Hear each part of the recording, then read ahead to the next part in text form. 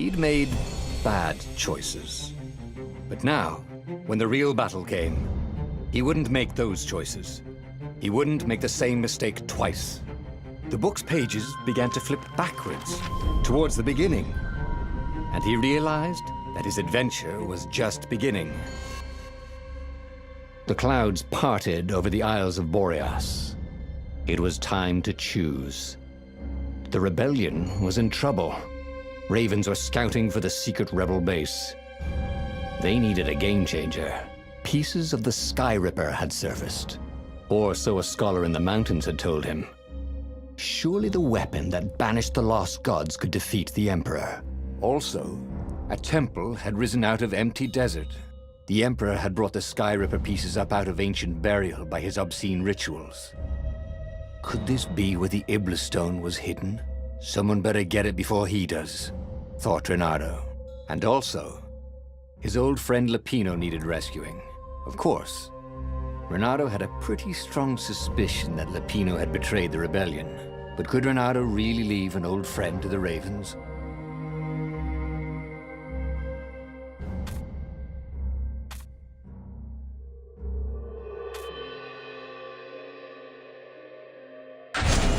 Every child knew about the Sky Ripper. The Transcendent Emperor had buried its pieces. What could have brought them to light? This Emperor, Isengrim III, had once been kind, but he'd gone mad. And now he was conducting secret, obscene rituals to bring back the lost gods. Had he, somehow, summoned the long-lost components of the legendary weapon out of the deep places of the earth? It was more than Renato could fathom. But if he could find a legendary weapon, he would use it.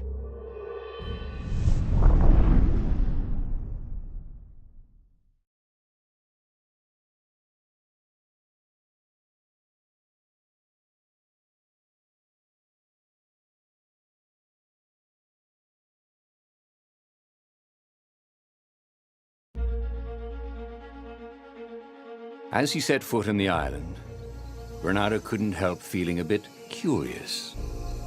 Was Lapino still waiting to be rescued? No. He was probably drinking champagne with the ravens. Did ravens drink champagne? Did rabbits? Renato felt oddly thirsty, come to think of it.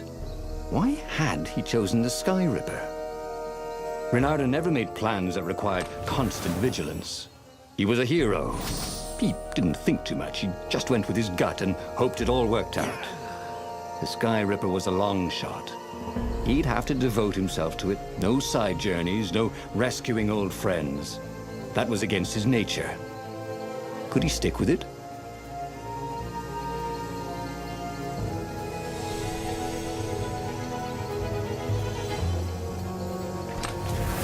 Renato had been to a dungeon once where all the chests had teeth and eyes.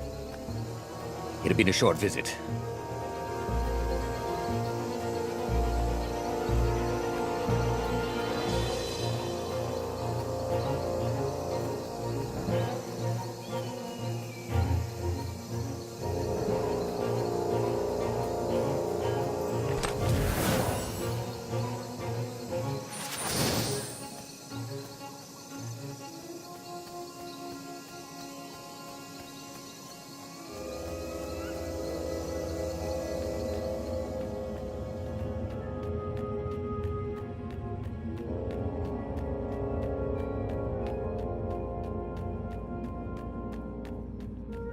A crafting bench. Renato wondered what he could make with it.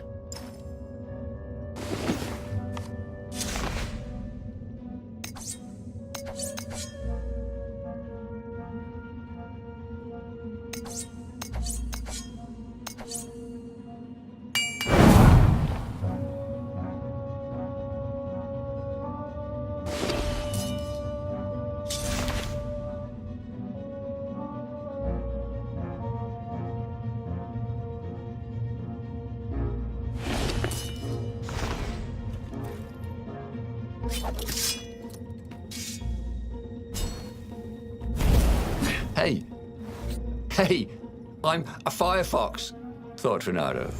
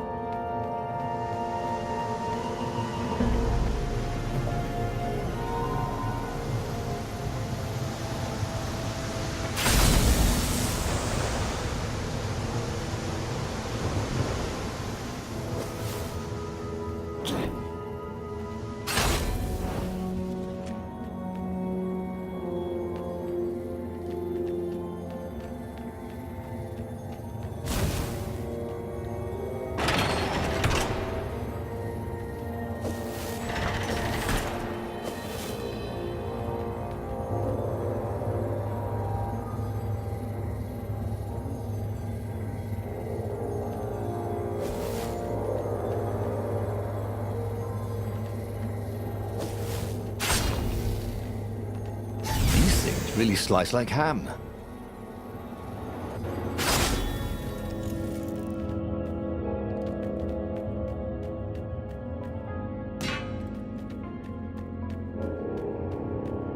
The people who had built this castle, did they even know what monstrous weapon lay hidden within their walls?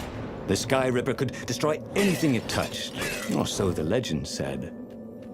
As the Transcendent Emperor had fought the lost gods, thousands of thousands had died. But Renato had been through wars. The only merciful war was a short one.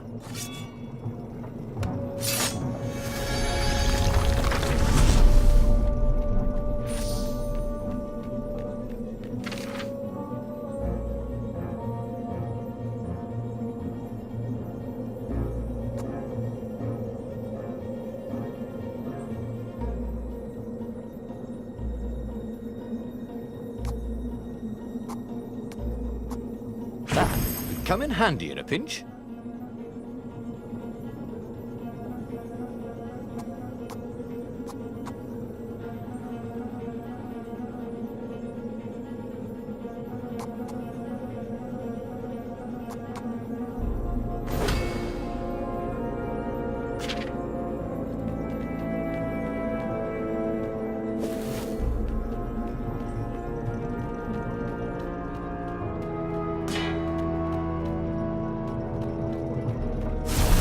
What does the fox say?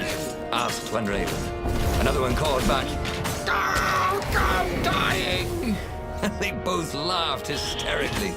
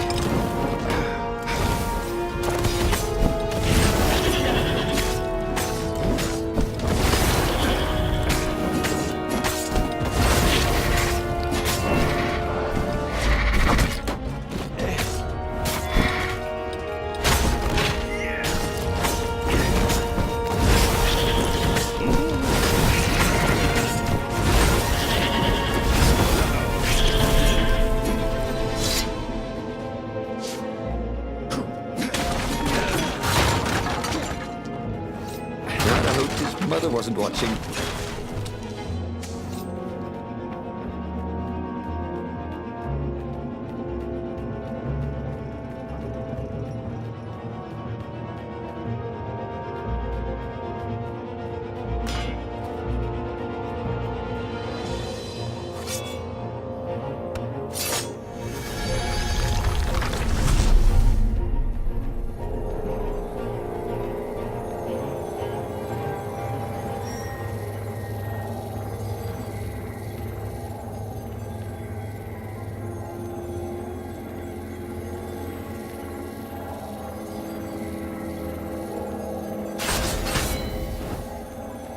Sleep tight, thought Renato.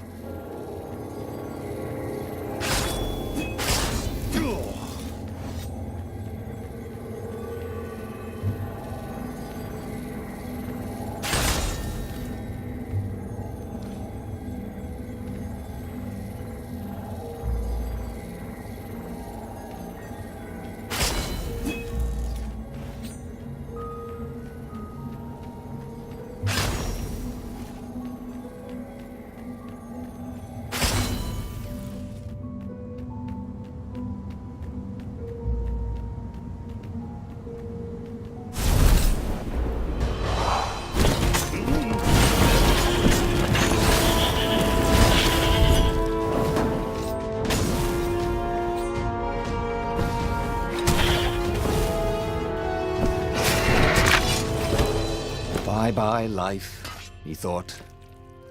Hello, emptiness.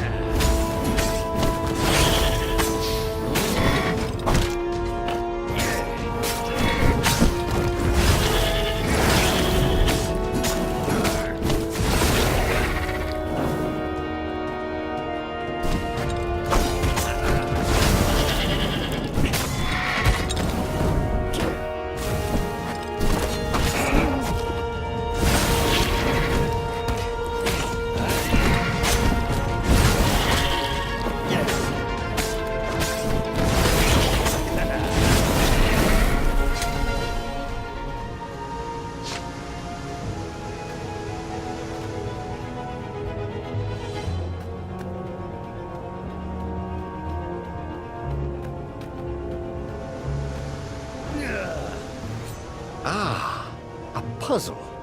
Renato loved puzzles. Except when he couldn't figure them out. On the other hand, if there was a puzzle, it was probably meant to keep people away from something good.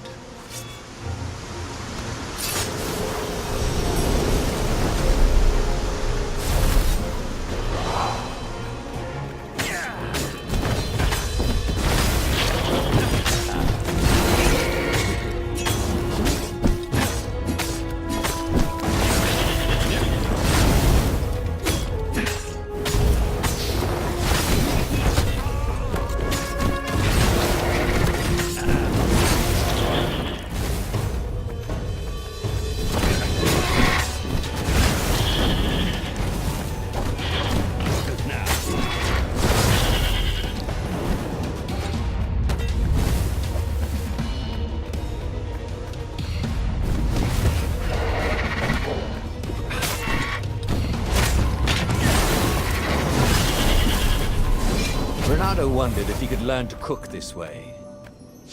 Probably not.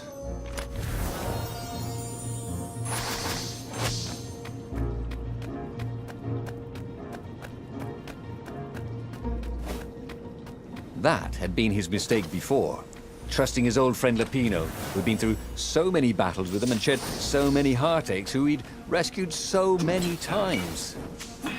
What was up with that guy anyway?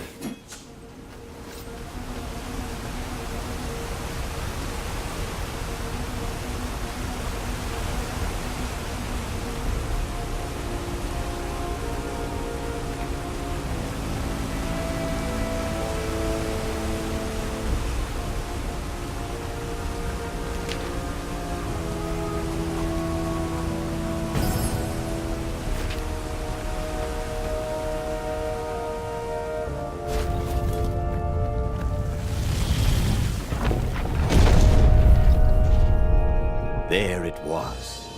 Skyripper's armature. The stuff that dreams are made of. Engineers' dreams, anyway. The device was intricate. No one alive had the skill to make a thing like it. How was it part of a weapon at all? He'd have to ask a scientist. But first, he'd get the second piece. Skyripper had a heart. A core that had come to rest on the next island. Well, there was another island he could reach. Zenobia had just invaded it with her father's Raven battalions. She must be encamped there still. But fighting Zenobia now, that made no sense at all. He'd already sacrificed one friend to get this armature, was it? He didn't need to hurry to face her. She would find him.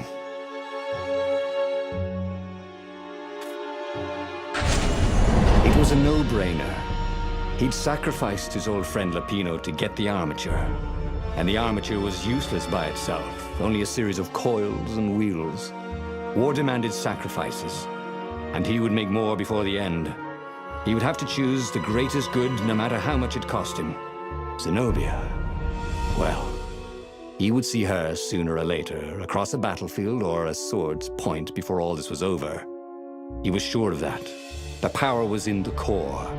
Obviously, he had to get the core.